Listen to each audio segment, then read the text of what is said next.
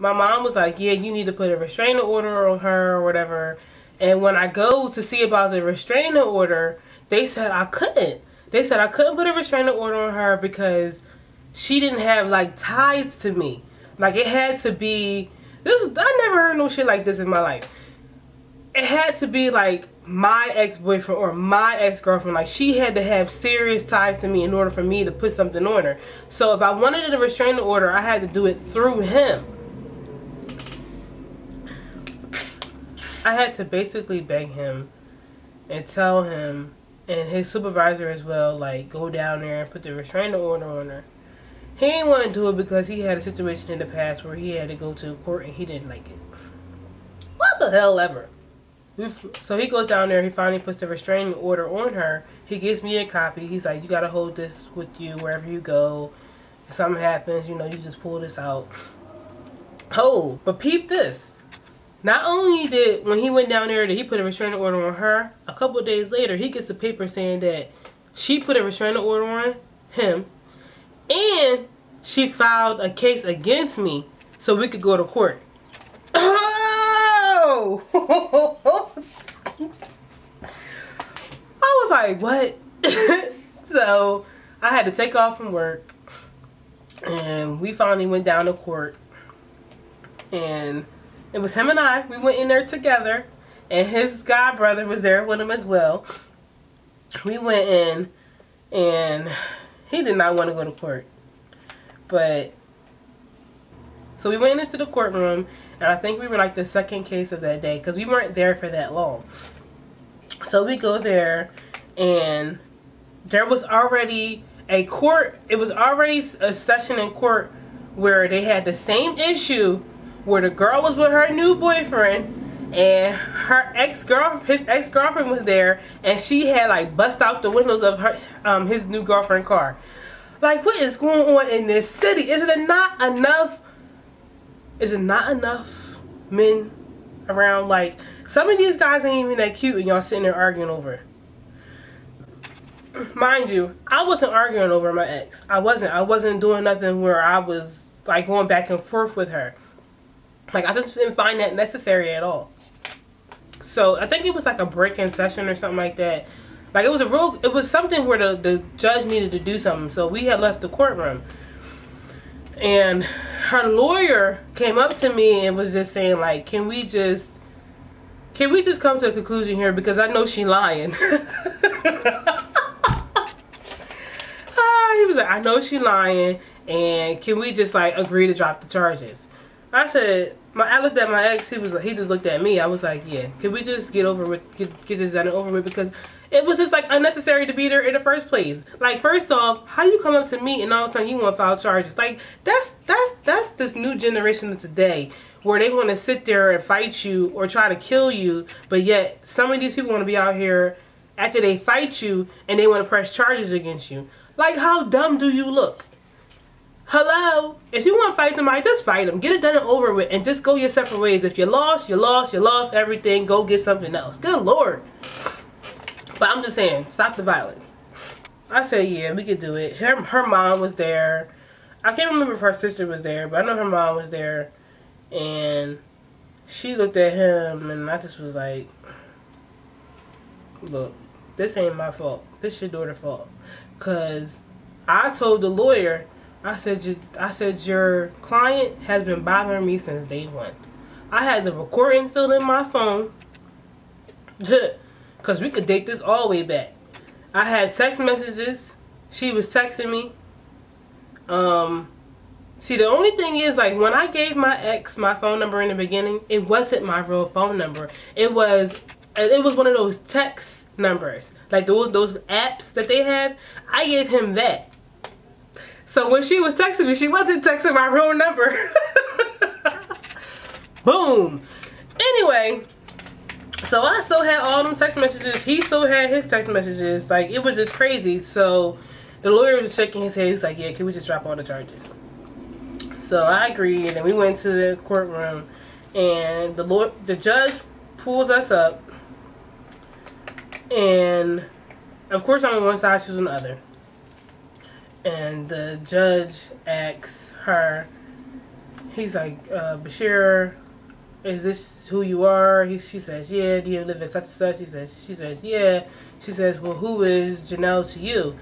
She just says, my ex-boyfriend, girlfriend, right? And then he gets to me. He says, are you Janelle? I said, yeah.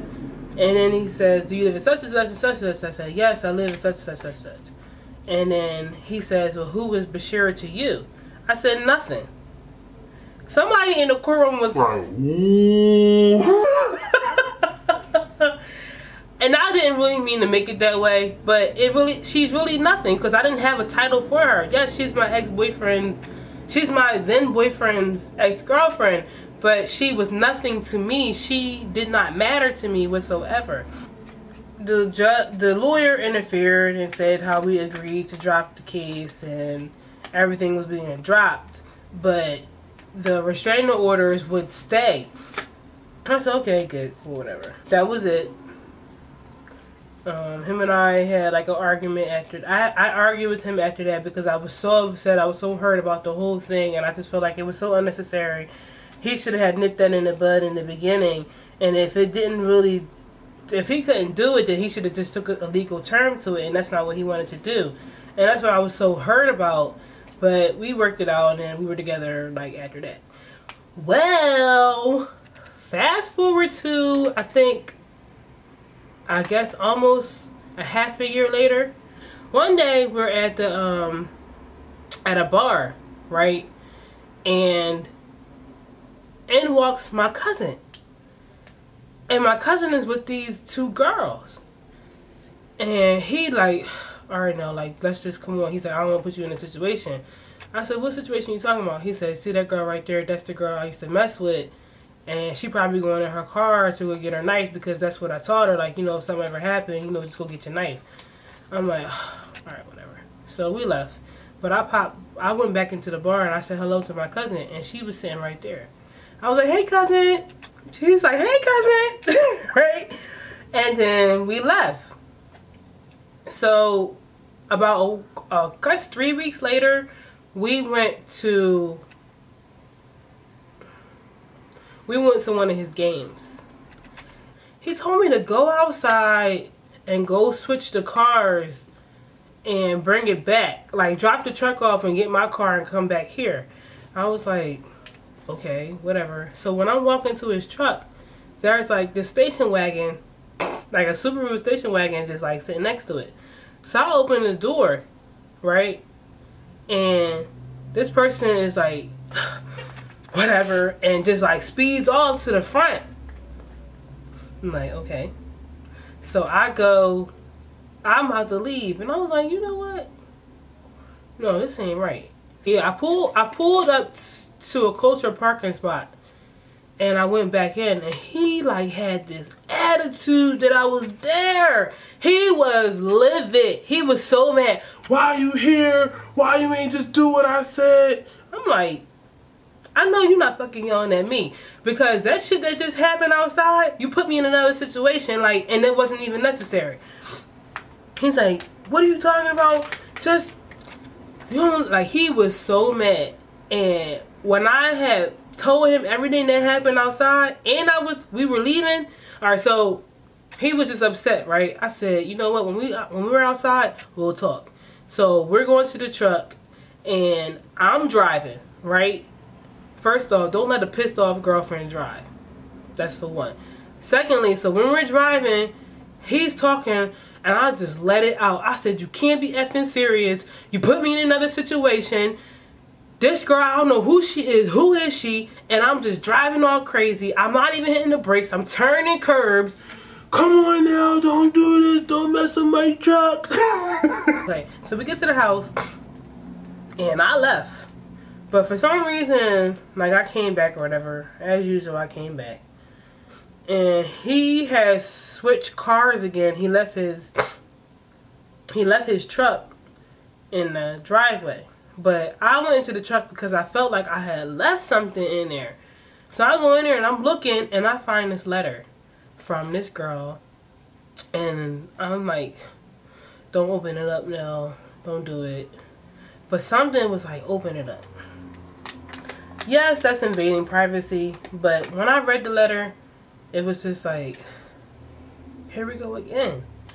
It was a letter from this girl who was talking about how they used to be together and his god brother would be with them, and one day she knew that he was going through her stuff to look for the pregnancy test that she had, and she knew she had to let him go, and it hurt her that he was taking out his girlfriend and not taking her out.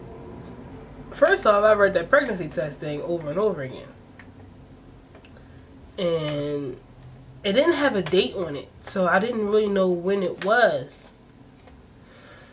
Well, fast forward, we're sitting there having a real intimate conversation, and he's like, he's getting a blood test with the little boy to make sure it's not his or whatever. And he's like, I'm like, whose toys are in this car? He said, I thought you knew. I said, you thought I knew what? He said, because you kept looking at the toys and like just kept finding stuff. I said, well, you told me you were with all your cousins and y'all loaded it up with all these kids in here, so what was I supposed to believe? Turns out the girl from the club, when we went out the first time and he pulled her to the side, and the girl who was in the house with the little boy, and the girl that was at the game was the same girl.